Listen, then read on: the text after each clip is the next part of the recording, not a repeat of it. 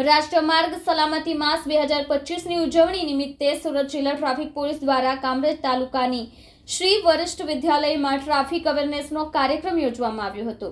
રાષ્ટ્રીય માર્ગ સલામતી માસ 2025ની ઉજવણી નિમિત્તે સુરત જિલ્લા ટ્રાફિક પોલીસ દ્વારા કામરેજ તાલુકાના શ્રી વરિષ્ઠ વિદ્યાલયમાં ટ્રાફિક અવેરનેસનો કાર્યક્રમ યોજવામાં આવ્યો હતો, જેના ભાગરૂપે શાળાના વિદ્યાર્થીઓ તથા દેશનું ભવિષ્ય બનનારા યુવાઓને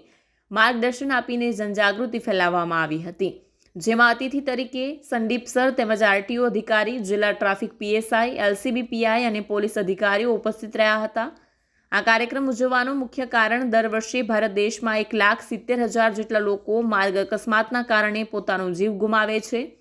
જેમાં અવેરનેસ લાવવા માટે આ કાર્યક્રમનું આયોજન કરવામાં આવ્યું હતું। આ કાર્યક્રમમાં આરટીઓના અધિકારી સંદીપ સર તેમજ જિલ્લા ટ્રાફિક પીએસઆઈ તરફથી અલગ અલગ માર્ગદર્શન આપવામાં આવ્યું,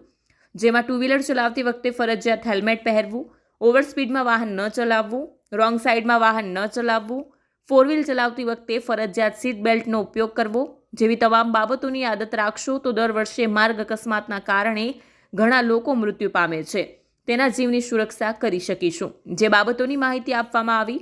આ કાર્યક્રમમાં વશિષ્ઠ વિદ્યાલયના ડાયરેક્ટર તથા મોટી સંખ્યામાં વડીલો અને શાળાના વિદ્યાર્થીઓ પણ ઉપસ્થિત રહ્યા હતા। रोड में चलते हैं, वन वे और किसी डायरेक्शन होगा, वहां का साइन बोर्ड दिखता होगा, वो साइन बोर्ड का जरूर फॉलो करना चाहिए। हम किसी भी काम के लिए जा सकते हैं, कितना भी देर होते हैं, लेकिन इसमें कॉम्प्रोमाइज नहीं होना चाहिए। और जैसे हम फोर व्हीलर्स और गाड़ी के बारे में बात करते हैं तो कार चलने समय पहला सीट बेल्ट पहनना चाहिए, लेकिन इसमें काफी लोग नहीं समझते और गलत समझते हैं कि सीट बेल्ट सिर्फ ड्राइवर ही पहनना है और ड्राइवर के बाजू में बैठते हैं को ड्राइवर को पैसेंजर वही पहनना है। ऐसे नहीं है, गाड़ी में पीछे भी सीट बेल्ट होते हैं, इसको भी हम इस्तेमाल करना है। तो जितने लोग वहां गाड़ी में बैठे उतना सीट बेल्ट, 4 लोग बैठते तो 4 सीट बेल्ट हमेशा पहनना चाहिए और मन में स्पीड लिमिट और स्पीड का इंडिकेटर्स मन में रखना चाहिए।